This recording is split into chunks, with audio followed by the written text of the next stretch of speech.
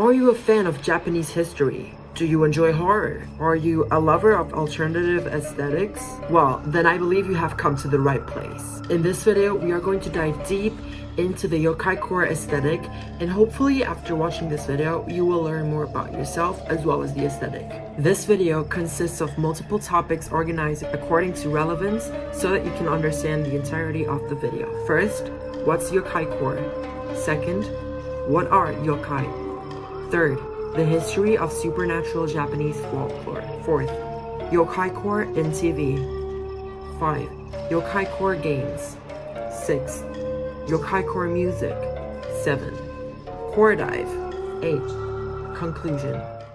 What's Yokaicore? Yokaicore is an aesthetic that embraces Japanese supernatural folklore, also known as yokai, and Japanese culture. Associated to this aesthetic, we can often see snowy places, temples, mountains, Polaroids, nature fusing with human buildings, abandoned buildings, books, and cemeteries, all set in Japan, especially at night. The aesthetic often has a gloomy, eerie touch to it, as it is essentially a horror aesthetic ranging from cozy horror, as seen in Junji Ito, to terrifying Japanese horror. Yokaicore had its official debut with the game Fatal Frame: The Maiden of Blackwater, released worldwide on the Wii U by October 2015, immediately getting the world's attention for being one of the scariest games ever made. After its release, people from all over the world started relating to this aesthetic and integrating it into their personality. These kinds of people are the same people that are into general horror, real-life adventure and exploration, haunted places, real spirit stories, relics, and paranormal things. So adopting Yokaicore seemed just right, especially for people who enjoy the Japanese culture. What are yokai? Yokai, meaning strange apparition, are a class of supernatural entities and spirits in Japanese folklore. The word yokai is a loan word from the Chinese word yaoguai and is composed of the kanji for demon, fairy, sprite, and suspicion, apparition, monster, ghost, spectre. Yokai are also referred to as ayakashi, mononoke, or mamono. Their behavior can range from malevolent to mischievous to benevolent to humans.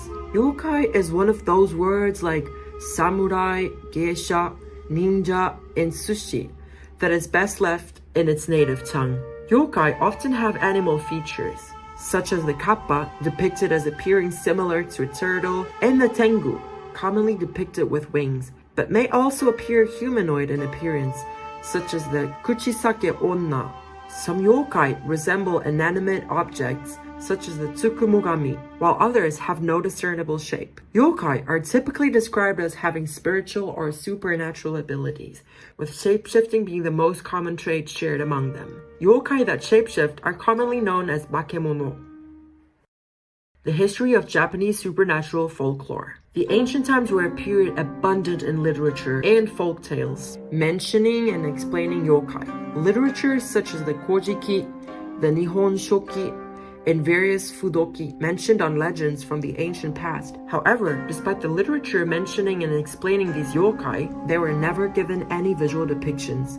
In Buddhist paintings such as the Hell Scroll that can be found in the Nara National Museum, there are visual expressions of the idea of yokai, but actual visual depictions would only come later in the Kamakura period.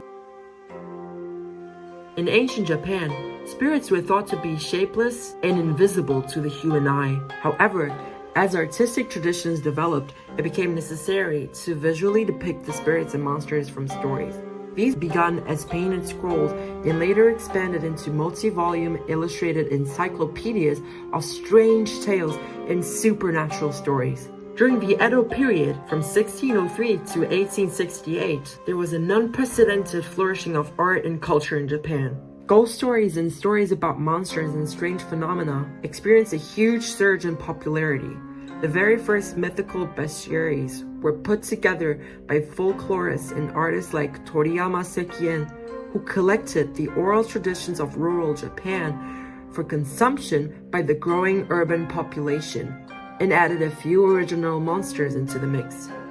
Sekien's yokai encyclopedias set the stage for other artists and a new tradition was born. It quickly expanded into every aspect of Japanese culture, from fine art to high theater, from aristocratic ghost storytelling parties to low-class bawdlery, and so on.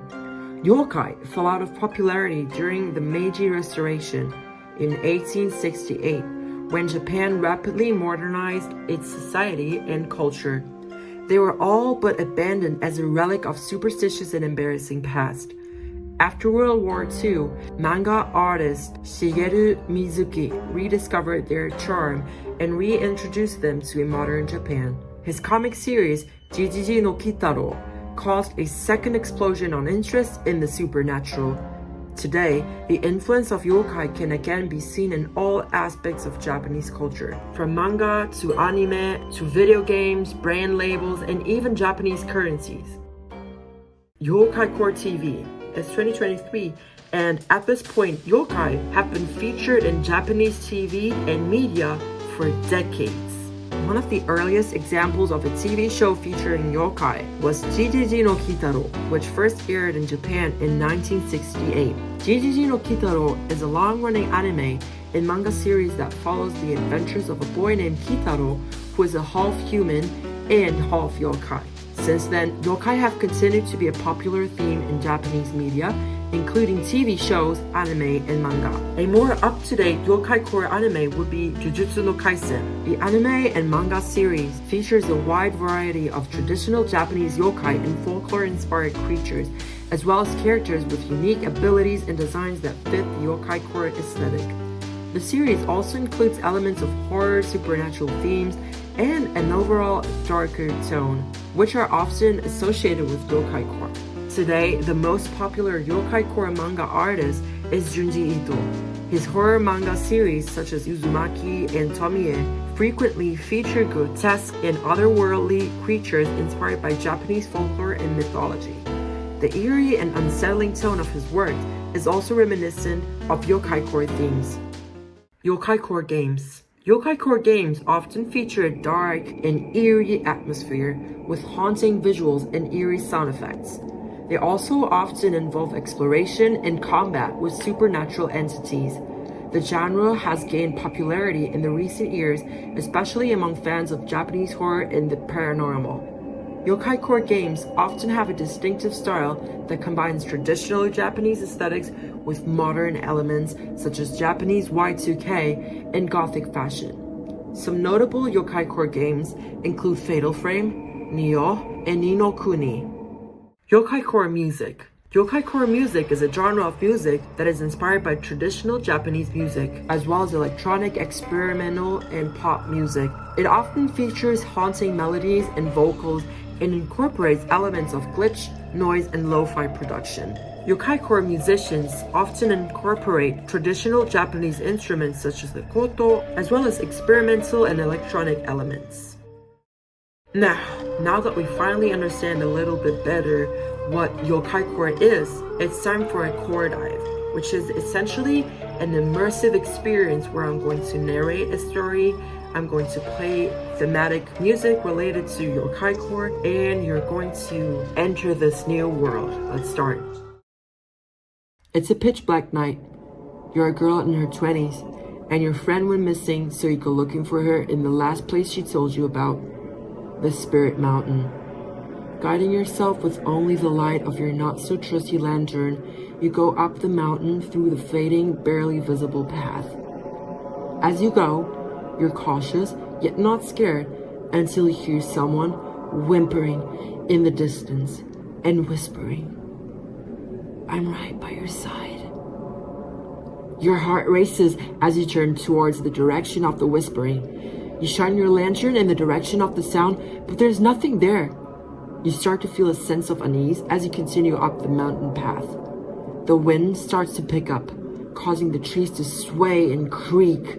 Suddenly, you hear footsteps behind you. You spin around, but there's nobody there. You're starting to feel like you're being watched. You quicken your pace, trying to stay calm and focused on finding your friend. As you get higher up the mountain, the mist thickens and the air grows colder. The trees become gnarled and twisted, and the trail becomes steeper and steeper and harder to navigate. You start to doubt your decision to come up here alone. You reach the top of the mountain, and there's an eerie silence. The only sound is your own breathing and the beating of your own heart. You call out your friend's name, but there's no answer. You begin to wonder if you'll ever find her. Just then, you hear a soft whisper in your ear. You turn around, but again, there is nobody there. The whispering grows louder and more insistent, until it's almost unbearable. You're on the verge of panic. Your mind has become an echo chamber, so loud that you're not even capable of differentiating thoughts from external noise. Suddenly, a figure materializes out of the mist. It's a rather disturbing and grotesque depiction of your friend. Her mouth is wide open in shock, and her eyes are as black as a black hole. You hear more whispering, but this time, it's different. It's so many more voices. It's a nightmare. More and more ghosts start fading into visibility.